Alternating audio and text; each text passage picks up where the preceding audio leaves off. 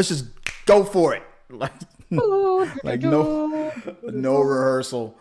So, guys, hey, we're back once again. As my friend Vaga Bondage tries to readjust her camera here, I'm always putting her on the All right, spot when she's not ready. And we're I'm gonna ready. do a quick ending debunk. This is I guess this is a new show that I guess I'm introducing to the channel. Where after theorizing, doing our theory Thursdays on upcoming shows, like right now we're talking about WandaVision. What theories did we have that were totally debunked? And just thrown out the window, and we're gonna go over that. So we're talking about episode 6? What was it called again? Something about Episode Halloween, 6. This is the Halloween the Spooktacular. spectacular Halloween episode. And yeah, how are you doing, Miss Vagabondish? How's I'm great. Best episode so far, Mhm. definitely. I think we say that every week, but my mind was definitely blown. A lot of my theories that I've only recently started to put into focus are Mhm. really starting to get solidified. And I think they're going to be a bit more disappointing than what people think. So I don't know if I should set the expectation and let you be mind blown, or sorry, set the expectation and let you be disappointed ahead of time, or Mhm. should I let your mind be blown? Because I'm sure the show will do it better than I will. I would just explain the science and the background behind it, Mhm. and you'd be like, "Oh, that's not fun." But then MCU will come and just take it, Just come take and it just away. And and just yeah, debunk you as we do on this show. definitely, they Every do. everything like for okay, so right from the beginning of the episode, you had that Malcolm in the Middle type Loved of it. introduction, and Yeah. people are constantly debating like, "Hey, did we skip the '90s? We went straight to the 2000s." I'm going Yeah. to push back on that. I'm going to that's my first debunk. I'm going Mhm. to say we technically did not skip the '90s because Malcolm in the Middle debuted in January of 2000. So that means it Yeah. was in production in the '90s. So a little Mhm. technicality there, maybe. I'm just They basically they put the time frame within the show, and you just didn't really realize it when you're looking at the theater. They've got the Coronet Theater that they were leaving, so I'm Mhm. kind of jumping ahead in the episode. Mhm. But it has two movies that are shown. There's The Parent Trap and The Incredibles. The Exactly. Incredibles came out in 2004, I think it was 2003, Right. 2004, and The Parent Trap was released in 1998. So Yeah. I think that right there shows you exactly what the window of time was that they were Yeah. attempting to portray. I think they were So that, merging both the yeah, '90s television late and 90s, early early 2000s for sure. 2000s. Probably to jump ahead. My new theory on the reason why is because if we do that, then by the time we get to episode 7, we'll be in the 2010s. Hmm. And that would I think it's supposed to make more sense for like Modern Family or the Hmm. next episode. Kind of needed Yeah. to skip over to get it going to where it needs to be for episode 7. So Yeah, we should have assumed that they were going to do this. I knew that there was a Malcolm and Mill episode coming, but for some reason I had it in my head that it would be episode 7 mhm. because there would be a 90s first. And for whatever reason, the 90s was going to be this Halloween episode. I didn't think that they were going to put the two together, but there they go. Marvel just blowing us away once Yeah, again. once you think you have it all figured out, you don't. Yeah. So any theories that you had when we last spoke, or that you've been working on that you totally like have to throw out the window now? Um, Not my theories, but other people's theories that I think are getting thrown away. Your theories always stand the test of time, huh? Mine are perfect. I am the no, I'm not. I'm just guessing this our way through it, just like everybody else, guys. I really don't think that Hayward is going to end up being some sort of demon or evil Or big being. I bad. didn't think that at the beginning. I think he's just a guy who's lived through some hard times Hmm. working at the head of an organization. So I am It's just a trying to set dick. the expectation. Yeah, he's a dick, but he's a dick who's in charge of a anti-terrorism organization. Like that's his job. And so, yes, I definitely think he's got prejudice against some superhuman beings. I don't know the backstory behind that, but he has some history with people of powered abilities, Hmm. and he's going to hold that against people like Monica. So Yeah. he's got some faux vibes for me. I don't know if you remember faux from the X-Men, but the Friends of Humanity Well, was yes. an anti-mutant Oh organization. So that's what, yeah, that reminds me of the animated series. Like, why do you hate mutants so much? What did we ever do to you? You yeah. were born. And Ooh. other people have made this theory, so I'll just relate it here, that the Hayward and his work with AI and Mhm. with Vision potentially through Sword, that if he ends up leaving Sword, or with Sword, that's going to end up being the building on the Sentinel program later down the line. So we might see some of that. I like that idea. Yeah. The another theory, I think that was totally debunked for me. I was so sure that maybe let's just get it out of the way. Pietro, obviously this is not supposed to be the Pietro from the Fox universe. He obviously is the same actor, but he's tapping into the idea of being the MCU's Pietro, just looking different for whatever reason that nobody can explain.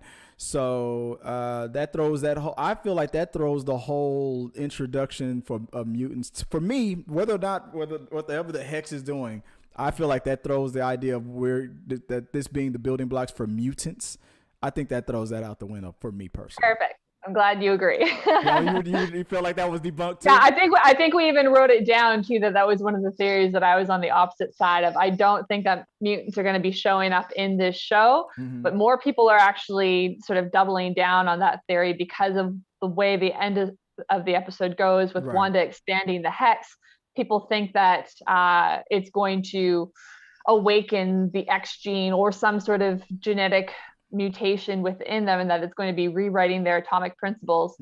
I am still of the mindset that it is not doing that, and the only reason everyone thinks that so far is because Darcy pointed out that the Hex theoretically was rewriting Monica's cells, but Monica didn't say anything. She was also not surprised. It could just be her training and that she's just compartmentalizing and deciding to deal with that later. But I honestly believe that Monica already has her abilities or knows something about herself, and that is going to come to light later on when we see Darcy again, and she won't be developing any sort of superhuman powers. I don't think that's going to be her end, but who knows? Did I already share with you my dark theory about that? Tell me more. I don't think they're going to do this, but here's my dark theory on that whole thing with Monica Rambeau going in and going out of the Hex and your cells are being changed. What if because it's radiation, right? That Hex is dealing with radiation. What if the Hex is giving her a form or just straight up cancer, giving her cancer, and is going to be killing her? And then that's how we introduce Captain Marvel too, because she wasn't there to save her friend and prevent Monica's mother from losing her mother or being there for her then. So I can't let her daughter die now. So that's how she gets her powers. If I can save her from this Hex that gave her this disease, I can save her life, and it gives her her powers. That's my new working theory on that. Could be. Yeah, I mean, until it happens, we don't know. I can see a hole in that, in the fact that if Marvel opens up the Pandora's box, essentially, of, we can cure cancer. Well, science can't cure cancer right now. And Marvel likes to try and keep their realm of science as close to the real world as possible. I mean, science can't, but the Tesseract makes Captain Marvel immortal. Totally. So who knows? In my wheelhouse of knowledge of Captain Marvel, I don't think healing others is any of her style of abilities. So I have no idea, but we'll see. Who knows? They could create some sort of device that she's able to generate. It's the power of it's called love. Vaga. It's called love. Yeah. Oh my God. I was just talking about Sailor Moon earlier today, and I completely forgot about that song that was in one of the Sailor Moon movies. Moonlight. Yeah. So it's a good one. But there was this whole theme song called "The Power of Love," if I recall. Anyway, I was thinking more of Huey Lewis in the News. That's the power of love. Power of love. But getting into further on the episode, while I'm trying to skim through it real quick. I have it for those you don't know. You don't hear it, but I have it playing in the background so I can kind of refresh my memory of what's going on. That sounds great. I'm at the part where the boys were kind of afraid of Uncle Pietro. Is he a vampire? Oh, yes. What was all that about? Why do you think they even brought that up? Just as a joke, or do you think there was something more in that? Because I have. Are we talking about our future theories or our old theories? Because I've got new theories. I don't think it's a coincidence that the boys brought that up in a joking way, and then we saw that commercial where yo, magic, you're somebody being drained. That's draining the magic. I have a great theory about this, and if anyone is a fan of the Young Avengers series, then you're already going to know what I'm talking about. Go for it. In the Young Avengers series released in 2013, in the first issue, we see Wiccan and Hulkling. Hulkling's still upset about the fact that his mother is dead, and so Wiccan, wanting to be a kind and caring, compassionate boyfriend, goes and starts scrolling through alternate realities. While he does so, he sees in another reality Hulkling's mom and picks her out of that reality and brings it into theirs so that they can be together. That sounds like a really kind gift. Unfortunately, it wasn't actually his mom, and it was a interdimensional parasite that was able to shapeshift to look like dead relatives and was in fact draining and eating all the energy and magic out of Wiccan. There you go. So that sounds like that movie It Follows, like that it makes you itself look like whatever can draw you in. Right. So I don't think it would be considered a big bad. I think it's going to be like a small bad, which goes on par with what my expectation of Quicksilver's character is going to be. So I think Quicksilver is this interdimensional parasite that has been attracted to the new magic of either Wanda and or Wiccan, and through that has revealed itself to be a dead relative. It has this sort of background information through its own abilities, and is slowly draining their power. So I think that's just gonna be like a side story, and they'll be able to beat that, but there will be more involved later down the line. I like that theory. That actually works for me. I'm glad I thought of it. What do you, Vision? What do you think about how that tension now between him and Wanda? It's the only clothes that I found in my closet. These little bits of dialogue. Passive aggressive, such great writing. I'm blown away every week. I love them so much. I mean, I can only give so much credit to the show writer or the showrunner, Jack Schaefer, because each episode is written by somebody different. They have a whole team behind them, and I can't remember the name of the writer for this episode, but she was just a real marvel. I can't remember. It may have been a guy for this one. Tell me. No, I can't see it now. But either way, dialogue is freaking genius. Yeah, the whole, like you said, the passive aggressiveness, and let me go back to it. Is my quick buttons working? Oh yes, cool. The whole passive aggressiveness that's going on between now that the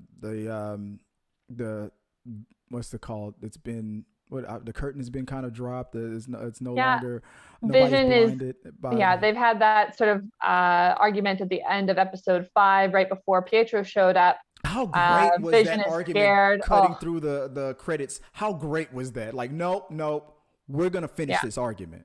Yeah, and that was classic 80s television too, is when they have a show and it's getting to the end that the credits would start rolling, but the actors are still performing behind it. So that was kind of a nod to the 80s television itself. Versus that freeze frame kind of a thing, like versus like and pose.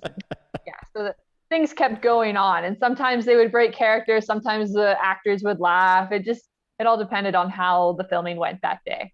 But that particular argument I really love, because going back to watch it, Vision is trying to tell her why he's upset, and she goes back and forth between, I don't know what you're talking about, and being like, really, do you think I could do that? She's not completely in denial. She almost accepts it at one point when she gets back and she's using her magic because her focus is on Vision instead. So you're right.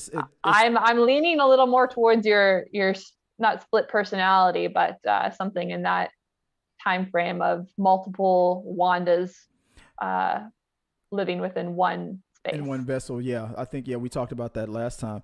The whole so outside of I'm getting to the part of the episode where we're coming outside of the hex, and Darcy getting into it with the director, that guy that had the kill squad that almost killed him.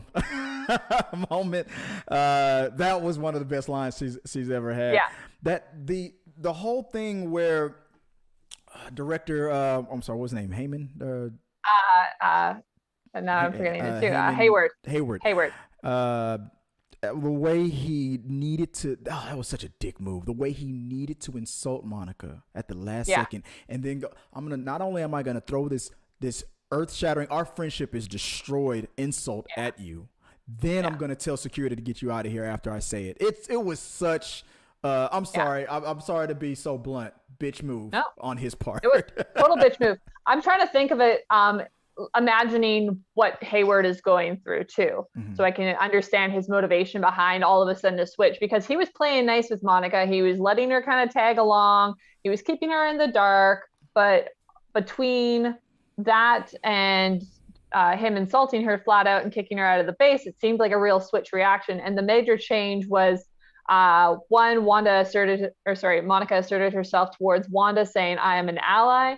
And two, Hayward had a bunch of guns pointed at him and his life was in danger. Right. So there's a strong possibility that he's being triggered by something that's happened in the past, whether or not it was something that he brought on himself, or if it was, I don't know, like a Skrull army shooting weapons in his direction, or whatever it could have been. Something went down in the last 5 years, and he was not okay, because he was frantic almost when it came down to being aggressive towards Monica and kicking her out of the base. During the times of Captain Marvel, a little young intern Hayward in the mailroom gets tripped and pushed down and bloody nosed by a Skrull. He's never forgotten it. I don't know if it's like a little thing. I think it's probably more when the entire universe, half of them disappeared, and all of a sudden he was still left behind and now in charge of the security of a planet that was very vulnerable. Right. What kind of stuff went down? I think we're going to see more of that kind of backstory when it comes to the Falcon and Winter Soldier TV show. I think we'll see a little more in the mark my words military forces. Mark my words. Director Hayward is still a virgin. And he was headed to his wedding night 5 years ago. And right before the honeymoon, right before it was about to go down, she dusted, and he's never going to forgive them. Oh, that'd be so sad. If that's the case, I'm calling right now that his relationship is with Dr. Helen Cho from Age of Ultron. I think he has some sort of experience in medical AI, and I think was working alongside with her. So that's my guess. Oh, there was something. Okay, now fast forward a little bit to when we get outside into the Halloween scene, and I'm going to freeze it right here. I don't know if I can show you. And I paused it right at the moment. This was brought up on the John Campea show. Did you notice when Wanda was looking back? Is this guy looking at her? This guy in the suit that's just standing there. Great. I have no idea. I mean, they caught this and they were like, the way he was just standing there, either he was frozen or was he like looking at Wanda like something's weird about this guy. Like this. Well, everyone was kind of keeping an eye on her. People were aware. Herb was aware. Like, is there something I can do for you, Wanda? Yeah, that was just at the. Do you want something changed? People seem to be aware that she's in charge. They all know. I mean, Agnes kind of put it. I don't know if you can see it. Look at this guy. It's a little blurry. It's a little blurry, but look at this guy. I'll What's he supposed to be dressed at? I don't know what he's got. He's got a weird little mask on, like a It's almost like a witch-like face with a long nose and an angry face on his angry look on his face. But I'm sorry that it's going to be blurry again. That's all right. It's and it looks like he's looking right at her.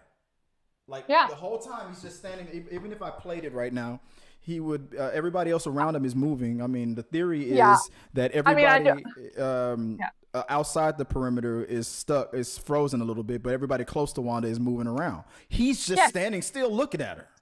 Okay, well, people are aware that she's in charge, so you might be wanting to sort of engage your situation and know if you have to make any changes, or if you're looking to her for direction in the whole television program, if you're not quite sure what you're supposed to be doing.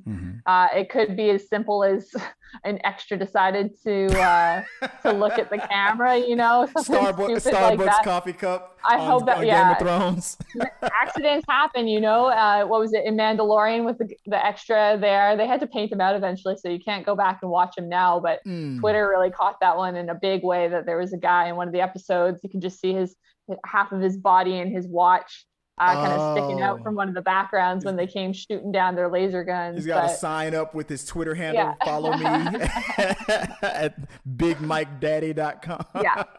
So eventually Disney can go back and paint those things out. But at the moment, if they made any alterations, we would notice. So, The fandom would be like, "You did this." yeah, but you're right. This is the part where he's like, "Do you want me to change anything?" So now it's like it's not just the neighbor who is aware of what's going on and asking questions. You want me to take it from the top? Now it seems like more as now that Wanda's not hiding her magic anymore from the people, they now seem to feel free enough to at least ask her questions like, "Do you want me to go cut my grass again just because you weren't walking by? You want me to prove that I did it, Miss Wanda, ma'am?"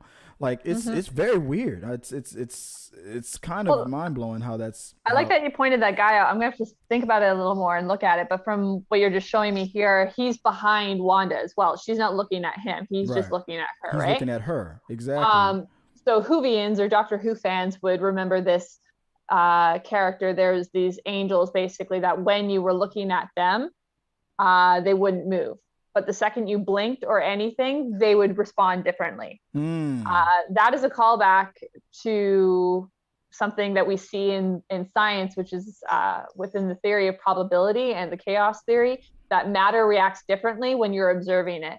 Oh, okay. I talked about this in our last video, I think, briefly about the Schrodinger's cat analogy and how the concept of the multiverse is often related to this theory that things are both happening and not happening at the same time, depending on when you're looking at them. So this is a very broad. The cat is both alive and dead. Both answers are correct, but you can only confirm it when you look in the box. What's in the box? Exactly. So this is very broad terminology and scientific theory that's being dumbed down to something that we can quickly understand in a little talk show. But the idea that something acts differently when it's being observed is sort of a constant throughout science. So try to maybe keep that in mind, in the fact that Wanda's not paying attention. So when it comes to all those people out at the far reaches, if Wanda started walking through there, I would assume that they would start moving activating and being manipulated. I agree. And that the people further away would kind of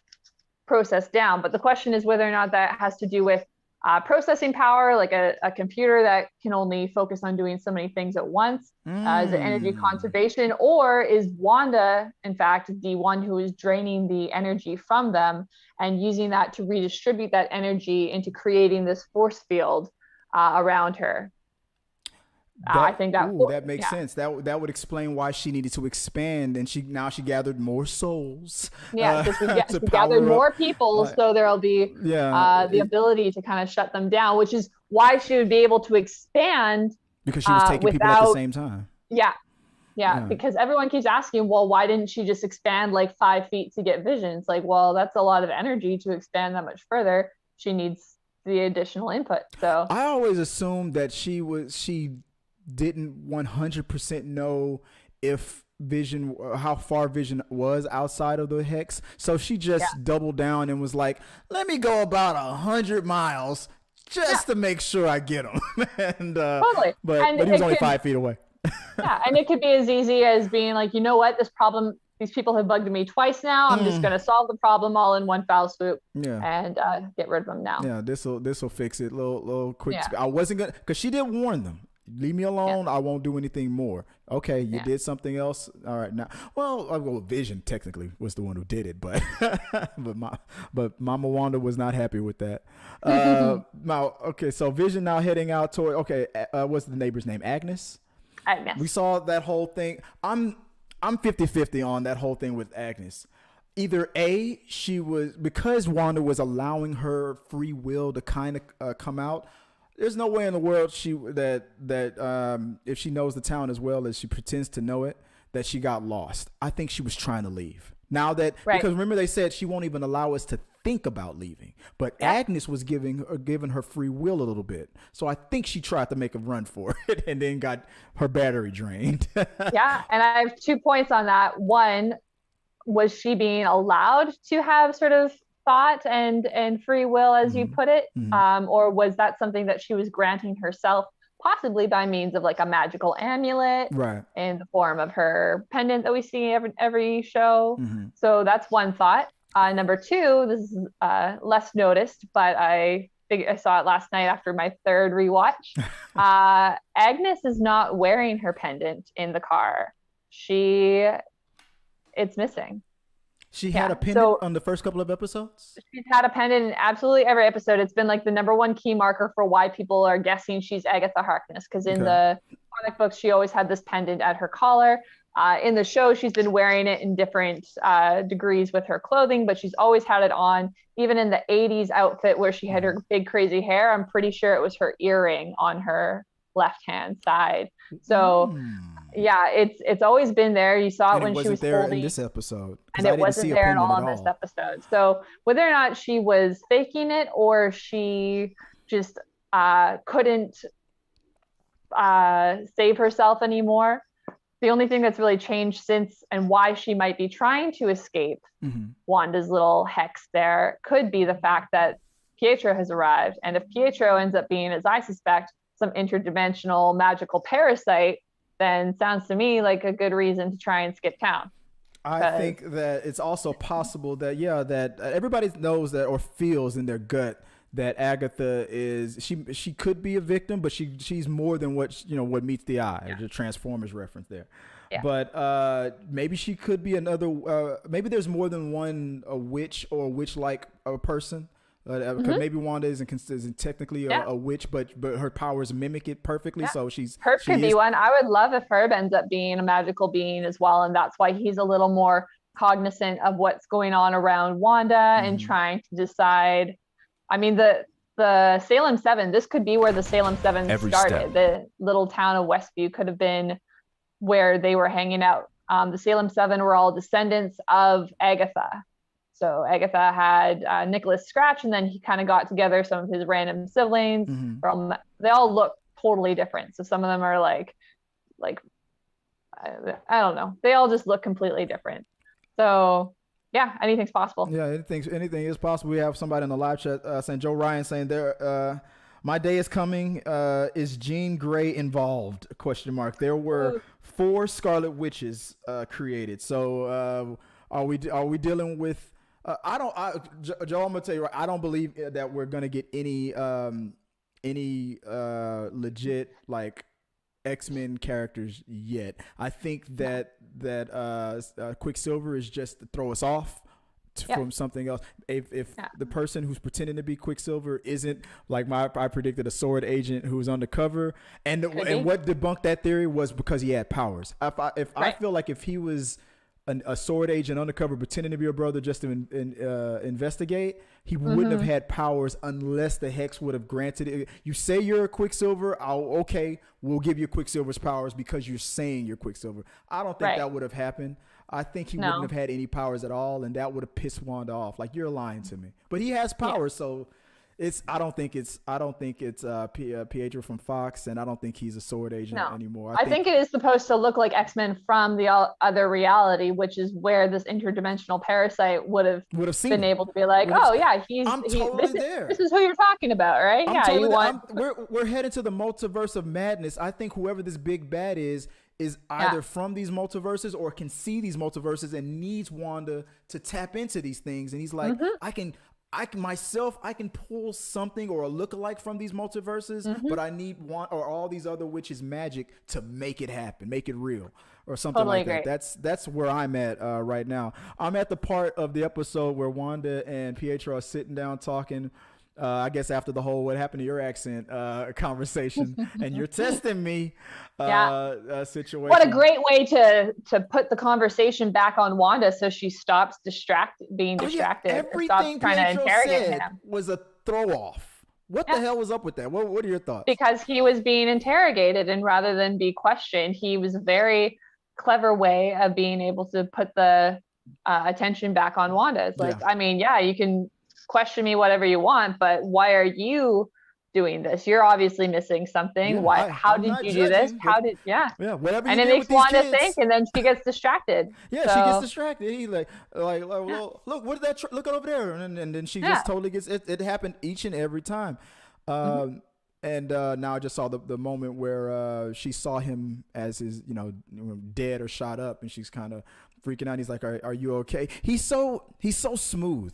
And that's why I was like, okay, if he's an undercover sword agent, he's too good. He's too good. So I don't believe that anymore. But he's so smooth. If he wasn't playing her brother, I would have assumed that this is a guy that was trying to get, steal her. I know. I just keep pausing it and being like, "Wow, you're such a good actor," and I'm just like looking dreamily into his eyes, like, "Oh, Evan Peters." It's getting very. You're not my type, but I'm really liking these dark black eyes you've got. Oh yeah, very dreamy. But yeah. But I'm like, so what is going on with that? Then the boys' powers finally manifest, the speed and was it Wiccan? Yeah. And when we fast forward to Vision, we finally got that answer debunked. Is this a way to bring back Vision? Yeah. What happens if he steps outside the hex? And we got unfortunately, I'm pissed off. We got our answer. He can't survive. So do you think that's going to last, or do you think they're going to try to work around it later? I've made this theory, and so that's why I don't think a lot of my theories got debunked. I think they've just been like put off till next week until I can get some official answers. But so most of them are standing true, and that is that the community of Westview is acting as an antenna for cosmic energy that's being channeled into Vision to allow for him to act in a material way and to continue his processing power, where otherwise he wouldn't be able to do so. So that energy is being rediverted from the town into this antenna, channeled down into Vision, and now Vision is able to continue processing the way that he would normally. We have let's see, is it Pulchritude? Pulchritude is saying Quicksilver says demon spawn. Does this mean anything? What do you think? Yes, it does, but it's not what you think. It's not what you think. It's not just an uncle just talking trash. You little devils, you little scamps. You don't think so? Come on. No, I'm about to. Honestly, if you do not want to know the answer to how the entire riddle of WandaVision is about to unfold, then just if you go away right now. If you can save this video and come back later and watch it afterwards, because I don't have like the direct link, but I have the scientific background for what this demon is going to be, and it's not going to be a Mephisto or a Chthon or any of the Marvel characters that you're thinking. Remember my theory from last time where I thought that the beekeeper was broken down and turned into her kids. Yeah, he's got all the parts needed to impregnate. So let's just take that, kill him, and just throw him away. Yeah. All right. So do you actually want to hear the answer, or should I? I mean, if we're just talking about theories based on what's happened in comic books, I'm okay. But if we're talking about you looked up, like, have you gotten leaked footage from episode 8 and 9? No leaked footage. The only leak that I'm giving you is from a science textbook. Okay. That let's hear it. What's your theory? The demon in question is going to be Vision. Vision is the demon, but not in the physical sense of being like a demonic hell demon. Vision is a metaphorical demon known as Laplace's demon. Okay. Laplace's demon is a theory, or is a common phrase in science, especially revolving around chaos theory and the idea of probability. Laplace was a mathematician back in the 1800s who theorized basically that if there was ever an entity that had the vast intellect ability to calculate all data at one given time, they would be able to accurately see both the future and or the past. And that has to do with mathematics of probability. So if you Google the chaos theory, and which is basically the scientific principle behind the fact that nothing is actually random. I know it sounds counterintuitive because it's chaos, but the idea that nothing is actually random, it's all patterns that can repeat itself, that there is an interconnectedness to everything. But in order to calculate that, you need to have the best possible data at the beginning. Okay. So to put in easy mathematical terms, so if I was to multiply 1.1 by 2.2, I would get a certain number. I don't have the calculator in front of me, don't ask me.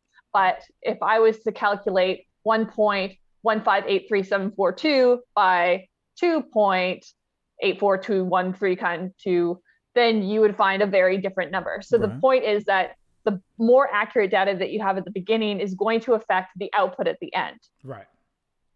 In simple terms, something that most people would understand is the butterfly effect, something that a small increment at the beginning can change and have a larger outcome.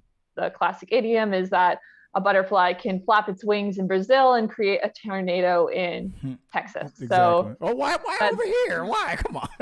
Yeah. Why Texas? So essentially, all of those theories are coming together in this show. We're seeing Wanda, who has the ability to manipulate probability, and that's going to be a huge factor in all of this. That once they are actually able to calculate a potential future that they want to have, then Wanda has the ability to manipulate in that direction, because understanding probability just means that you can see all the different avenues in front of you. So I can be going down a road and all of a sudden there's like 10 other paths that I can take. Wanda has the ability to pick which path we go on. Okay. So basically Vision, Wanda, so ultimately in Wanda is the one that's in complete control. The Wanda is the one that's going to ultimately stay the like that what Monica Rambeau said in the beginning, it's all Wanda. Is you think that's going to be ultimately the truth? I think that Wanda will end up being the manipulator, the one who is capable of doing what Hayward, I think, is looking for. Hayward is under the impression that if he can use Vision as Laplace's demon, which, sorry, going back to Laplace, that he was using this as a vast amount of intellect. That was back in the 1800s. They didn't have processing computers at that point. So as time and technology has evolved, that has come down the line. The concept of chaos theory only came in the 60s when it came to trying to anticipate weather data. So by tracking the information that we had, they could try and project the future. But the more time that went on, the vaster differences that there would be in projections. So you could only anticipate for a certain amount of time. That blows my mind. So we're getting way too scientific into it, and I know that the show is going to do a much better job of making it entertaining. But if you want to be disappointed and to learn the actual science behind it, then spend some time investigating Laplace's demon, chaos theory, and the theory of probability. And you think that's probably what they meant by demons? Okay. I think that's everything that's going to unfold basically in the last episode. And Darcy's going to explain it in like a quick 2-liner. She'll have the complete answer that I am muttering over, and Darcy will have like the perfect writing to make it make sense. They'll do it like in the last Star Wars movie. How did Palpatine come back? Because, and that's it. That's the answer.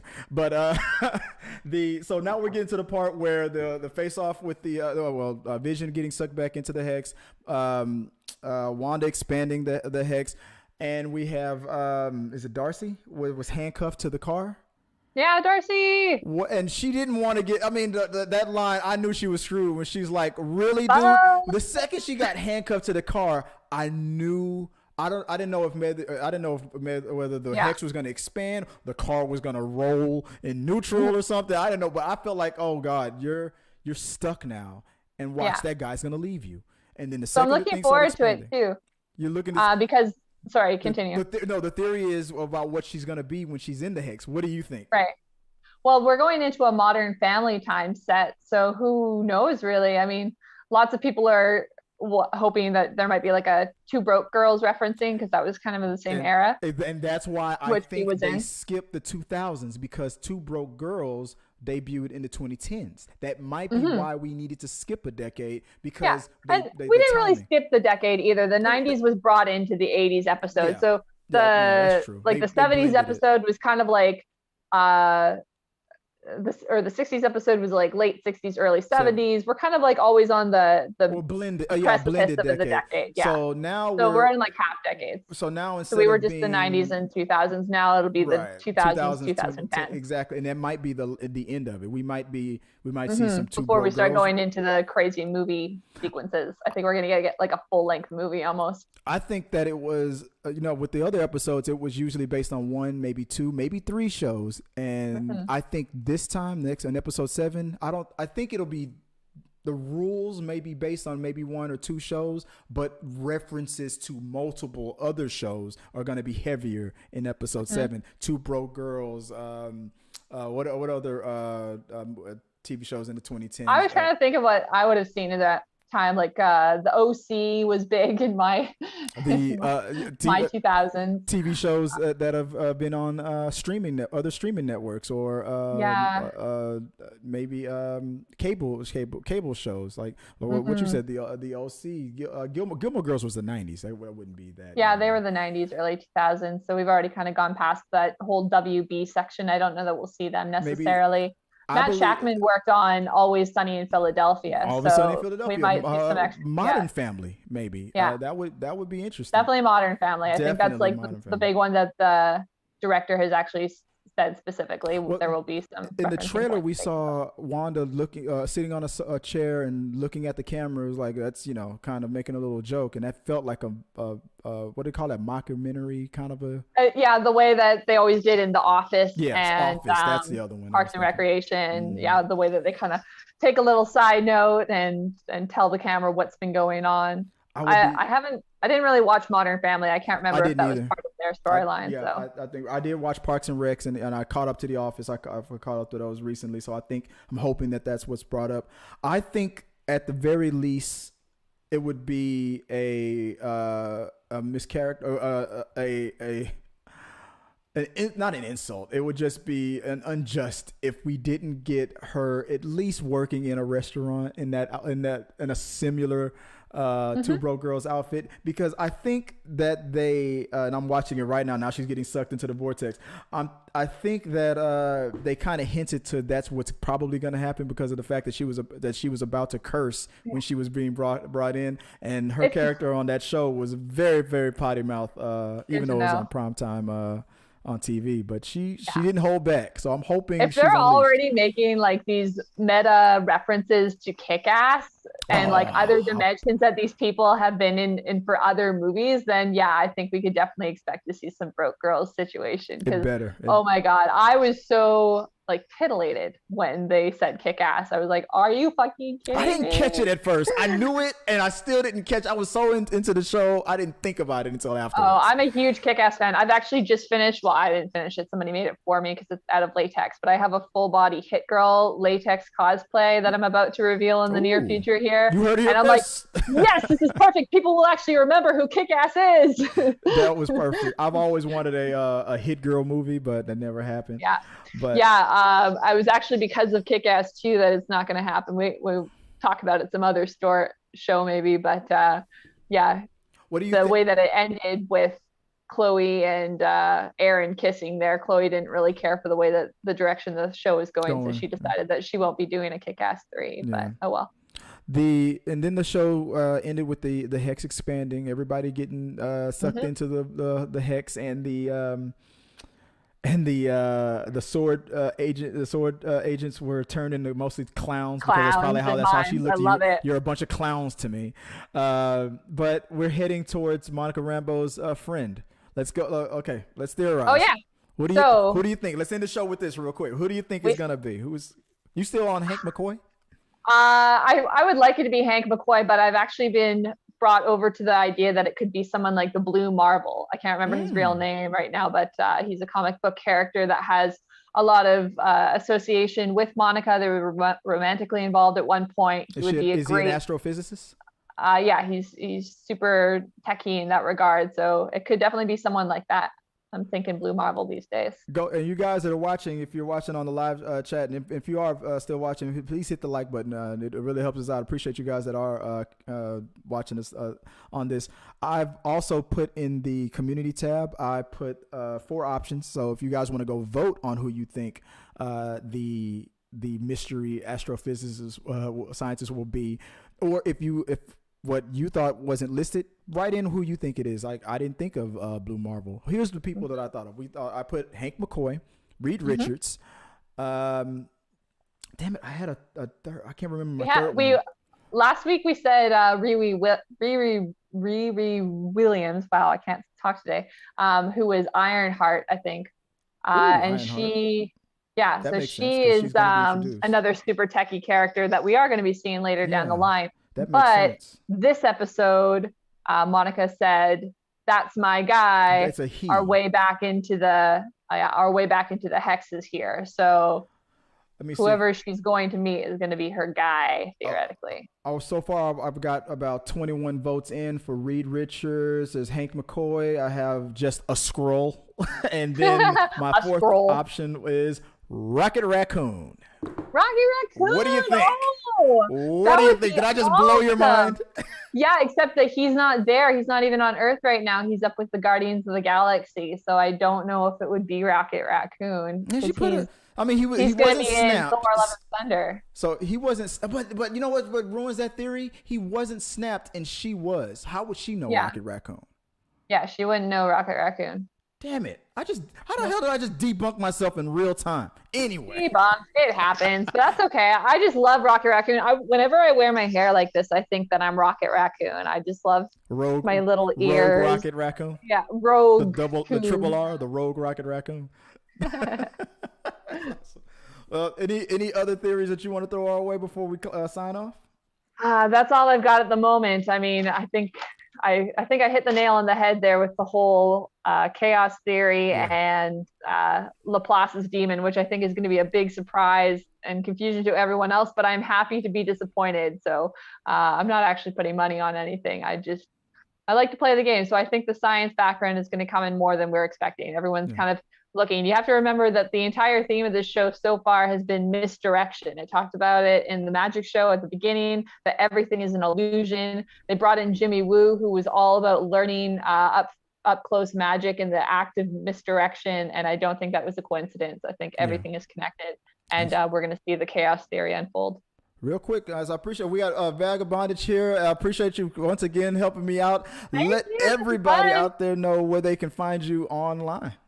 Yeah, I'm online TikTok at Vaga Bondage Babe, or you can find me on Instagram at Vaga Bondage Official. I'm on Twitter and all those other things. So if you find me through Instagram or TikTok first, you can get to my links. And there's a few other naughty links in there you can go and check out.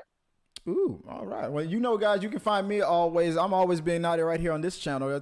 You can find me at Chris. At my direct one is at Chris Fagan 1980. Or if you want to have a question and you want to bring it into the show right here, you know where you can do it at T3 Medias. I always appreciate talking with you guys. Once again, guys, I appreciate Vaga Bondage for helping me out, just breaking down the science, debunking all my theories. Thanks, Chris. I'll have to get us some matching naughty sweatpants so that we can match Agnes's from this episode. I will rock those. There. That's what they should put in episode 7. I think it should be based on what was that show? How I Met Your Mother. That episode with the boots, pulling it off. Of course. What if they brought in Robin Hill? Good work. Robin. Oh my God. Oh, damn it. You just blew my mind again. All right, well, we'll have to keep thinking on that. That works. Okay, guys, let's see if that happens. Episode 7 coming up. Vaga Bondage.